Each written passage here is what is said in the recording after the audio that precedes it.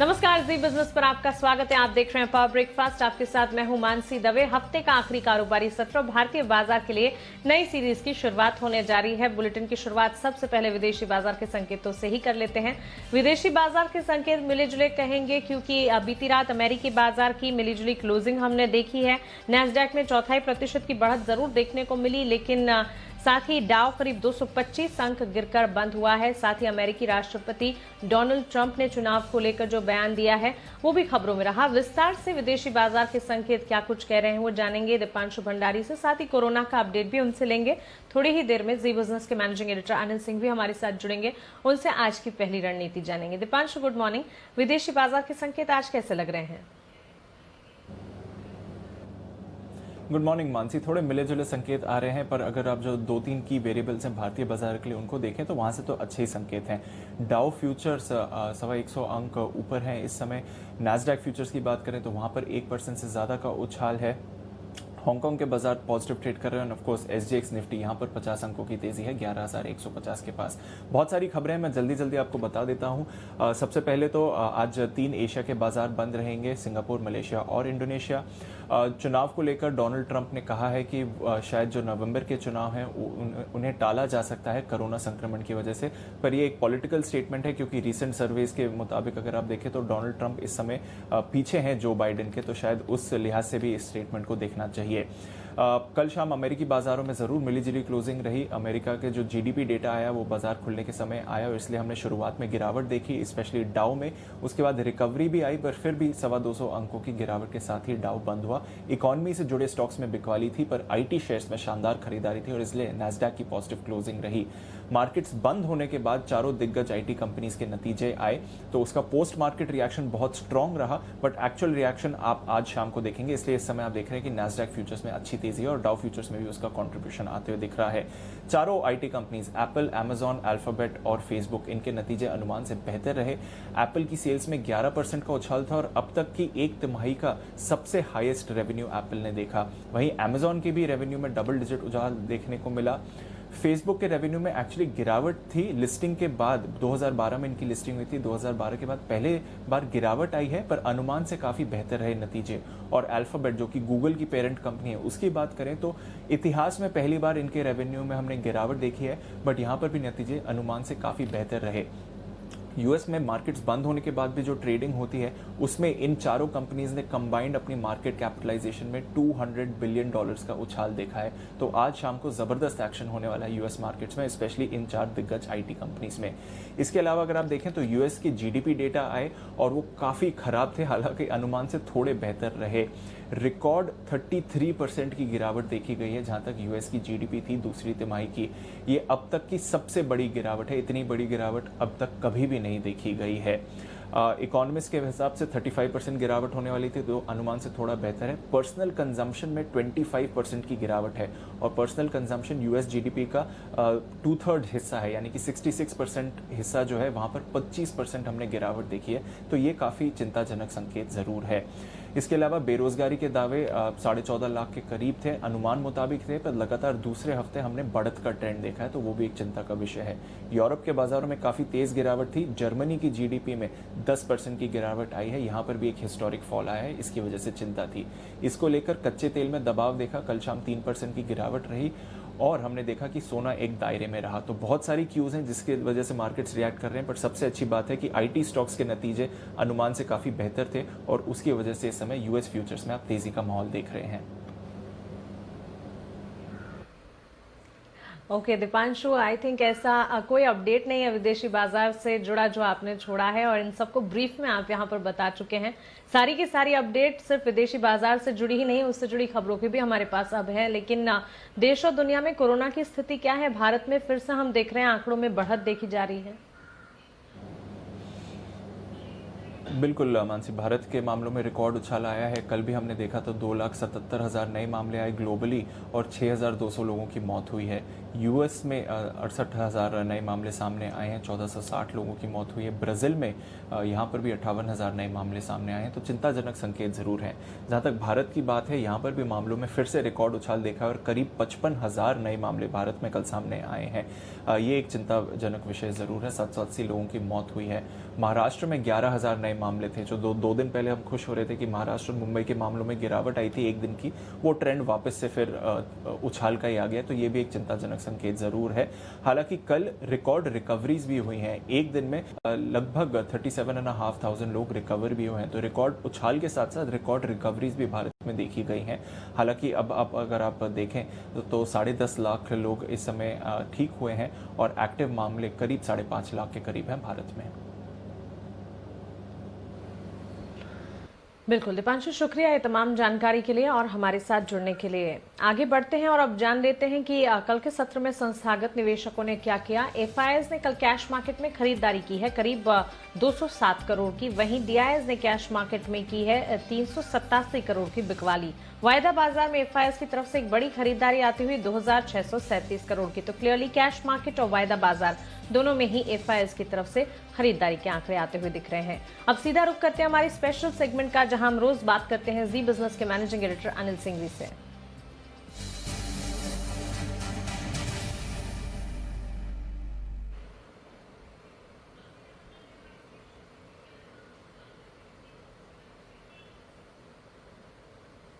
Anil sir, good morning. विदेशी बाजार के संकेतों पर आपकी राय तो जानेंगे हम, लेकिन उससे पहले रिलायंस के नतीजों से आज बाजार पर कैसा असर देखने को मिलेगा? Good morning Mansi. देखिए, नतीजे जो रिलायंस इंडस्ट्रीज के हैं एग्जैक्टली उम्मीद के मुताबिक है, और इनफैक्ट ये कह सकते हैं हल्के से उम्मीद से कमजोर कहे जा सकते हैं, एक्सेप्ट रिलायंस जियो। जियो की परफॉर्मेंस वो उम्मीद से मुताबिक और थोड़ी सी बेहतर रही, लेकिन बाकी दूसरे जो कोर बिजनेसेस हैं पेट्रोकेम और रिफाइनिंग, वो उम्मीद से कमजोर रहे हैं। और stock already life time high पर ट्रेड कर रहा है, तो अच्छे वैल्यूएशन पर है। यहाँ से और आगे बढ़ने के लिए रिलायंस के लिए जो कुछ चाहिए वो है नहीं आपके पास में। तो मुझे नहीं लगता कि रिलायंस में इन नतीजों के बाद और बड़ी अपसाइड बनने की गुंजाइश है। हल्की फुल्की मुनाफा वसूली आ सकती है। तो आप ये कह सकते हैं कि नीचे की तरफ 2000 के लेवल के आसपास स्ट्रॉन्ग सपोर्ट है रिलायंस को, और ऊपर की तरफ 2200 के आसपास जाकर रुकावट आपको नजर आएगी। तो कुल मिलाकर ये कि अगर मजबूत शुरुआत हुई रिलायंस इंडस्ट्रीज के स्टॉक में, तो वहां पर तुरंत प्रॉफिट बुकिंग आकर नीचे आता हुआ दिखेगा, और कमजोर शुरुआत हुई तो वापस वहां से रिकवर होता हुआ दिखेगा। लेकिन नतीजे ऐसे नहीं जिससे कि स्टॉक बहुत तेजी से भाग सके या फिर अच्छा प्रदर्शन कर सके। आरपू 140 रुपए के आसपास आना यही एकमात्र नतीजों में अच्छी चीज है। अदरवाइज नतीजे उम्मीद के मुताबिक है, खराब भी नहीं कह सकते और बहुत अच्छे भी नहीं। लेकिन हाँ, ये जरूर है कि जिस लेवल पर स्टॉक ट्रेड कर रहा है वहां पर आपको स्टॉक को और ऊपर भगाने के लिए या तो अच्छे नतीजे चाहिए या फिर कुछ और वैसी डील्स। तो देखते हैं आज स्टॉक किस तरह से रिएक्शन देता है। बिल्कुल, साथ ही आनंद जी, विदेशी बाजार से मिले जुले संकेत आज हम देख रहे हैं, और इसके अलावा भारतीय बाजार के लिए नई सीरीज की शुरुआत आज के लिए कैसी होती दिखेगी? अगर इसकी सीरीज काफी वोलेटाइल रहती है। पिछले अगर 9-10 सीरीज आप देखें तो हर सिर्फ 2 सीरीज छोड़ दीजिए, बाकी सारी सीरीज ऐसी है जो 3 से 11-12% तक का मूव देती हुई नजर आई। तो बड़े मूव के लिए जानी जाती है अगस्त की सीरीज, लेकिन पिछली 3 सीरीज से हमारी आदत वैसे भी बड़े मूव देखने की पड़ चुकी है। अच्छी तेजी हो चुकी है लगातार। पिछले 2 सीरीज में बहुत ही बेहतर पोजीशन हमने 800 पॉइंट की तेजी निफ्टी में देखी है। हल्का सा बाजार यहाँ पर रुकता हुआ दिख सकता है। आपको सिंपल एक ही चीज ध्यान रखनी है कि 11,000 के नीचे जब तक बाजार बंद ना हो तब तक डरने घबराने की जरूरत नहीं है, और 11,300 के ऊपर बंद होता है तो और ज्यादा तेजी से आप आगे बढ़ेंगे। ये 300 पॉइंट की रेंज है जहां पर बाजार कंसोलिडेट करता हुआ दिख सकता है आपको, ये थोड़े पोजिशनल आउटलुक के हिसाब से। जहां तक आज का सवाल है 10,950, 11,050, ये 100 पॉइंट की रेंज बाजार पर बेहद मजबूत सपोर्ट के तौर पर काम करेगी, आसानी से टूटेगी नहीं। ऊपरी स्तरों पर 11,200, 11,250 वो रेंज है जहां पर जाकर बाजार रुक सकता है, और उसे पार किया तो फिर 11,300, 11,350 की रेंज बन सकती है। जहां तक बैंक निफ्टी का सवाल है 21,250, 21,400 अब बैंक निफ्टी पर अगला मजबूत सपोर्ट है। बैंक निफ्टी बेहद क्रूशियल लेवल पर बंद हुआ है। 21,850, 22,100 ये प्रॉफिट बुकिंग रेंज है। इसके पार निकले तो फिर 22,500 तक की जगह खुलती हुई दिखेगी। तो आज के लिए 21,850, 22,100 इस ऊपरी रेंज पर आपको फोकस करना चाहिए। बिल्कुल अनिल सर, शुक्रिया ये तमाम जानकारी के लिए और हमारे साथ जुड़ने के लिए। तो आज के लिए पहली ट्रेडिंग रेंज 10,950 से 11,050 की सपोर्ट जोन्स निफ्टी में काम करेंगे, वहीं 11,200 से 11,250 की ऊपरी रेंज होगी। 11,250 के पार निकलने पर 11,350 का रास्ता खुल सकता है। वहीं बैंक निफ्टी 21,250 से 21,400 के सपोर्ट जोन्स का काम करेंगे। 21,850 से 22,100 ऊपरी रेंज मानकर आप चल सकते हैं। उसके पार 22,500 के लिए भी रास्ते खुलते हुए दिख सकते हैं। लेकिन चलिए अब वक्त है खबरों वाले शेयर्स जानने का। ये बताने के लिए हमारे साथ देवांशी आशर जुड़ गई हैं। Devanshi, good morning. बताएं खबरों वाले शेयर्स आज कौन से हैं? Good morning Mansi. आज सबसे पहले शुरुआत निफ्टी 50 में जो बदलाव होने वाले हैं उससे कर लेते हैं, क्योंकि वेदांता की डीलिस्टिंग है। इसके चलते आज से यानी कि अगस्त सीरीज से अब वेदांता बाहर हो जाएगा, सारे इंडाइसिस से बाहर होगा और HDFC लाइफ निफ्टी में शामिल होता हुआ दिखेगा। तो इस स्टॉक पर आप नजर रखें। PVR के राइट इश्यू की आज आखिरी तारीख है, आखिरी दिन है अप्लाई करने का। राइट इश्यू की जो साइज है वो 300 करोड़ की है। 784 रुपीज प्रति शेयर के भाव पर राइट इश्यू है और 94 शेयर्स जो आपके खाते में होंगे उसके बदले आपको 7 राइट इश्यूज मिलते हुए दिखेंगे। तो इस पर नजर होगी। और साथ ही सुप्रीम कोर्ट में आज BS4 इन्वेंट्री के मामले पर सुनवाई है, तो इस इवेंट पर आप नजर रखें। साथ ही नतीजों के लिहाज से रिलायंस इंडस्ट्रीज, जिसके अपने अभी फिलहाल चर्चा की जो पेटकेम कारोबार है वहां पे काफी दबाव आता हुआ दिखा है। इसके इतने अच्छे नतीजे नहीं है, लेकिन जियो के चलते रिलायंस इंडस्ट्रीज को सहारा मिलता हुआ जरूर दिखा है। लेकिन जियो में सिर्फ आप देखिए जो मुनाफा है वो 2,331 करोड़ से बढ़कर 2,520 करोड़ आए हैं और जो ARPU यानी कि एवरेज रेवेन्यू पर यूजर है उसमें बढ़त होती हुई दिखी है। 130 के सामने 140 पर आता हुआ दिखा है। तो ये इंपॉर्टेंट नंबर्स है। बट ओवरऑल इनकी जो पेटकेम कारोबार है यहाँ पे हमने देखा अनुमान से कम नंबर्स आते हुए दिखे हैं। साथ ही टोरेंट फार्मा, इसके नतीजे काफी शानदार आते हुए दिखे। इनके जो भारतीय कारोबार है यहाँ से काफी सहारा मिलता हुआ दिखा है। बावजूद कोविड के आप देखिए इनकी जो आय है करीब 0.25% बढ़ती हुई दिखी है। कामकाजी मुनाफे में 22% तक की बढ़त देखने मिली और साथ ही जो मार्जिन है वो 27% से बढ़कर 32% पे आते हुए दिखे। प्रोडक्ट मिक्स के चलते और जो मुनाफा है वो भी करीब 50% तक बढ़ता हुआ दिखा है। तो इस पर नजर होगी। श्रीराम ट्रांसपोर्ट फाइनेंस, कल इसका राइट इश्यू बंद हुआ है और आप देखिए इस राइट इश्यू को भी अच्छा रिस्पॉन्स मिलता हुआ दिखा है। 1.61 टाइम्स ये सब्सक्राइब होता हुआ दिखा है। 2.61 करोड़ शेयर्स के इशू के सामने 4.22 करोड़ शेयर्स की बोले आती हुई दिखी, एप्लीकेशंस आती हुई दिखी है और 1500 करोड़ रुपए श्रीराम ट्रांसपोर्ट राइट इश्यू के जरिए जुटाएगी। इस पर नजर होगी। साथ ही सैटिन क्रेडिट केयर, इस पर नजर होगी क्योंकि 120 करोड़ के राइट इश्यू को बोर्ड से मंजूरी मिल चुकी है। 125 शेयर के बदले आपको 48 राइट इश्यू शेयर्स जारी किए जाएंगे। ये रेशियो है और साथ ही राइट इश्यू का जो भाव है वो 60 रुपए प्रति शेयर पर तय किया गया है, जो डिस्काउंट पर है। कल की जो क्लोजिंग है वो 78 रुपीज है, तो डिस्काउंट पर फिलहाल ये राइट इश्यू आता हुआ दिखा है। 5 अगस्त को रिकॉर्ड डेट तय की गई है और इंटरेस्टिंग बात ये भी है कि आप जब अप्लाई करेंगे तब आपको केवल 15 रुपए पे करने होंगे। बाकी की जो 45 रुपीज है आपको नेक्स्ट कॉल में पेमेंट करना होगा। अदानी पावर पर आप नजर रखिए, जहां पे ओडिशा पावर में हिस्सा खरीद को मंजूरी मिल चुकी है। CCI ने 49% हिस्से की खरीदारी या अधिग्रहण को मंजूरी दे दी है। और साथ ही डिक्सन टेक और हेवल्स पर आप नजर रखें, आज इनके लिए अच्छी खबर आती हुई दिखी है, जहां पे सरकार ने कलर टेलीविजन सेट के इंपोर्ट पर पाबंदियां लगाई हैं। DGFT ने कल नोटिफिकेशन जारी किया है और इसी के चलते घरेलू कंपनी जैसे कि डिक्सन टेक इनको फायदा होता हुआ दिख सकता है। बिल्कुल देवांशी, शुक्रिया ये तमाम जानकारी के लिए। तो ढेर सारी खबरें हैं जिन पर आज हमें फोकस करना है, लेकिन साथ ही जी बिजनेस की खास शो बाजार आज और कल में HDFC सिक्योरिटीज के VK शर्मा ने ऑप्शंस की दमदार रणनीति सुझाई है। आइए उसे देख लेते हैं। SBI लाइफ इंश्योरेंस 920 की अगस्त की कॉल ली जाए, 27 रुपए पे लिया जाए। इसकी जो क्लोजिंग थी वो 35 रुपए की थी। अगर 27 पे तो ही लेना, अन्यथा नहीं लेना है। स्टॉप लॉस रखें 20 रुपए का और टारगेट रहेगा आपका 42।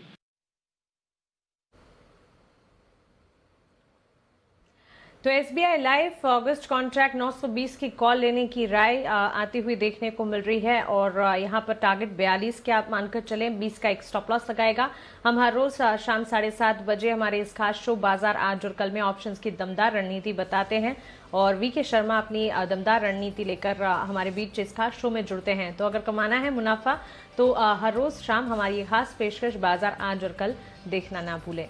चलिए आगे बढ़ते हैं। मार्केट एक्सपर्ट मानस जायसवाल.com के मानस जायसवाल अब हमारे साथ जुड़ गए हैं। मानस, गुड मॉर्निंग, स्वागत है आपका जी बिजनेस पर। नई सीरीज की शुरुआत हो रही है आज के लिए भारतीय बाजार का सेटअप आप कैसा देख रहे हैं? Good morning Mansi. देखिए, अगर हम अंडरटोन की बात करें तो अंडरटोन तो अभी भी बुलिश है। जरूर एक हैंडल दिखने लगा है 11,300 11,350, लेकिन मैं समझता हूँ कि हर गिरावट पे खरीदारी करनी है। लोअर लेवल पे निफ्टी पे काफी सपोर्ट दिखता है। और हम नेक्स्ट एक्सपायरी की बात करें, मैं उम्मीद करता हूँ कि 11,500 पहला टारगेट और 11,750 दूसरा टारगेट होगा। एक ट्रेड लेना होगा इंट्राडे के लिहाज से, तो उसके लिए इंतजार करेंगे 11,200 के लेवल का ब्रेक होने का। जब निफ्टी 11,200 के ऊपर निकले तब आपको खरीदारी करनी है 11,125 के स्टॉप लॉस का। उस केस में टारगेट रहेंगे 11,350 के। बिल्कुल मानस, साथ ही स्टॉक स्पेसिफिक मूव्स कहां पर आप देख रहे हैं? स्टॉक स्पेसिफिक आज की टॉपिक क्या होगी? देखिए, स्टॉक स्पेसिफिक मानसी, पहली चीज तो फार्मा पे ध्यान रखिए, क्योंकि फार्मा में काफी स्टॉक से कल ब्रेकआउट दिखाया है चार्ट पे। और सन फार्मा एक ऐसा स्टॉक है जहां पर एक बड़े कंसोलिडेशन के बाद कल हमें ब्रेकआउट देखने को मिला है, बेहतर वॉल्यूम देखने को मिले हैं। तो सन फार्मा में खरीदारी करें, 499 के स्टॉप लॉस रखे, 530 के टारगेट रहेंगे। और दूसरा अंबुजा पे ध्यान रखिए, क्योंकि यहाँ पर पैटर्न क्लियर होता जा रहा है, हाई टॉप हाई बॉटम बनते जा रहे हैं। कल के वीक सेशन में स्टॉक ने रेजिस्टेंस 217.18 का ब्रेक किया है। तो मैं समझता हूँ कि अब यहाँ पर 230 के स्तर देखने को मिलेंगे। खरीदारी करें 218 के स्टॉक। ओके, साथ ही मानस सेक्टर स्पेसिफिक, क्योंकि नई सीरीज की आज हम शुरुआत देख रहे हैं, उतार चढ़ाव के बीच ही कल का सत्र हमने देखा। आज सेक्टर स्पेसिफिक एक्शन आप कहां पर देख रहे हैं? देखिए, जैसा मैंने पहले बोला कि फार्मा एक ऐसा सेक्टर है जहां पर स्ट्रेंथ लग रही है। और दूसरा, अगर हम इस फार्मा के अलावा अगर बात करें तो मैं समझता हूँ कि ऑटो में हर गिरावट पे खरीदारी करनी है। ऑटो में काफी स्टॉक्स ऐसे हैं जहां पर pattern high top high bottoms को बन रहे हैं। अगर आप देखिए तो मारुति, बजाज ऑटो, स्पेशली ये दो स्टॉक ऐसे हैं जहां पर करंट लेवल से भी मैं समझता हूँ कि 5 to 7% का आपको शॉर्ट टर्म में देखने को मिलेगा। तो अगर आप फार्मा के अलावा बात करें तो बिल्कुल ऑटो पे आप कुछ ध्यान रख सकते हैं। बिल्कुल मानस, शुक्रिया ये तमाम जानकारी के लिए और हमारे साथ जुड़ने के लिए। तो क्लियरली फार्मा सेक्टर फोकस में रहेगा और हर गिरावट पे ऑटो सेक्टर पर भी खरीदारी का मन बनाकर आप चल सकते हैं। यहाँ पर भी एक एक्शन बनता हुआ देखने को मिल सकता है। लेकिन चलिए अब कमोडिटी बाजार का जायजा लेते हैं। एसएमसी ग्लोबल की वंदना भारती हमारे साथ जुड़ गई हैं। वंदना, गुड मॉर्निंग, स्वागत है आपका जी बिजनेस पर। सबसे पहले बुलियन मार्केट पर सोने चांदी की चाल में हमने नए रिकॉर्ड बनते हुए देखे हैं। आज के ट्रेडिंग सेशन के लिए गोल्ड सिल्वर आप कैसे देख रही हैं? Good morning Mansi. जिस तरीके से अभी ट्रेंड है, मेगा ट्रेंड अपसाइड का है और कल की मार्केट में एज एक्सपेक्टेड हल्की सी करेक्शन यहाँ पे आई थी। और आज की इलेक्ट्रॉनिक ट्रेडिंग सेशन में देखें तो बाइंग यहाँ पे दोबारा है, तो कह सकते थे कि एक हेल्दी प्रॉफिट बुकिंग थी और आज बाइंग जो है वो रिटर्न आ सकती है इस काउंटर में। और सोना कल फ्लैट था, तो आज की मार्केट में मुझे लग रहा है कि ये जो बाइंग है ये फर्दर कंटिन्यू हो सकती है। गोल्ड को बाय करके चलना चाहिए 53,200 पे। टारगेट इसका थोड़ा सा कंजर्वेटिव 53,800 का रखना होगा। स्टॉप लॉस क्रिएट करना होगा 52,900 का। दूसरी कमोडिटी यहाँ पे बुलियन काउंटर में मानसी सिल्वर है। सिल्वर में कल करेक्शन आया, वो एक बहुत healthy profit booking buying point कह सकते हैं कि है एक बाइंग पॉइंट। वैल्यू बाइंग हो सकती है 63,000 के लेवल पे और मुझे लग रहा है कि सिल्वर में ज्यादा चांसेस है अपसाइड के। यहाँ पे 64,500 से लेके 64,800 का टारगेट रखना चाहिए। तो स्टॉप लॉस यहाँ पे होगा 62,300 का। बिल्कुल वंदना, क्विकली आपसे क्रूड पर भी राय लेना चाहेंगे, क्योंकि यूएस की इकोनॉमिक डेटा के बाद उठापटक हमने कच्चे तेल में देखी। जी मानसी, आज हल्की सी यहाँ पे बढ़त हो सकती है। हालांकि ओवरऑल जो क्रूड का एक ट्रेंड है काफी रेंज में है और एक करेक्शन एक्सपेक्टेड है, लेकिन आज की मार्केट में मुझे लग रहा है कि 35 सेंट्स जो है ऊपर की तरफ क्रूड ट्रेड कर रहा है। तो मेरे ख्याल से यहाँ पे हल्की सी बाइंग होनी चाहिए, वो कन्वर्ट होनी चाहिए 50-60 रुपए ऊपर की तरफ क्रूड जो है वो ट्रेड कर सकता है आज की मार्केट में। तो जो स्मॉल बाइंग है वो यहाँ पे हो सकती है और 31.20 एक अच्छा खासा यहाँ पे रेजिस्टेंस की तरह काम कर सकता है इस कमोडिटी के लिए। बिल्कुल वंदना जी, शुक्रिया ये तमाम जानकारी के लिए और हमारे साथ जुड़ने के लिए। और अब वक्त है FIR का, यानी कि FI इन्वेस्टमेंट रिपोर्ट्स का।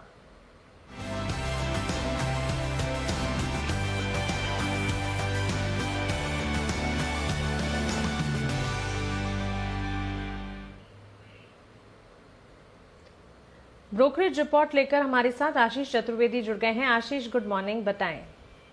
Good morning Mansi. फिलहाल अगर आप देखें तो अभी के लिए सिर्फ एक ही रिपोर्ट है एचडीएफसी लिमिटेड पर सीएलएसए की रिपोर्ट है, जहां पर आउट परफॉर्म की रेटिंग को बरकरार रखा गया 2100 रुपए के लक्ष्य के लिए। 1805 कल की क्लोजिंग है और यहाँ पर ये कहा जा रहा है कि इंडिविजुअल मोरेटोरियम में देखें तो पूरी लोन बुक में गिरावट आई है और आगे जाकर नॉन इंडिविजुअल मोरेटोरियम में गिरावट अहम होगी स्टॉक के प्राइसेस तय करने के लिए। और FY22 में अगर आप देखें वित्त वर्ष 2022 में तो एनआई ग्रोथ फिर से 10 से 12% लौटने का अनुमान है। यानी कुल मिलाकर देखा जाएगा तो एचडीएफसी लिमिटेड पर सीएलएसए की एक पॉजिटिव रिपोर्ट आती हुई दिखी है। बिल्कुल आशीष, शुक्रिया ये तमाम जानकारी के लिए और हमारे साथ जुड़ने के लिए। चलिए इसी के साथ पावर ब्रेकफास्ट में फिलहाल इतना ही। मुझे दीजिए इजाजत, लेकिन आगे आपके लिए लेकर आ रहे हैं फास्ट मनी, जिसमें आपको मिलेंगे आज के लिए 20 दमदार ट्रेडिंग आइडियाज। बने रहे जी बिजनेस के साथ। नमस्कार।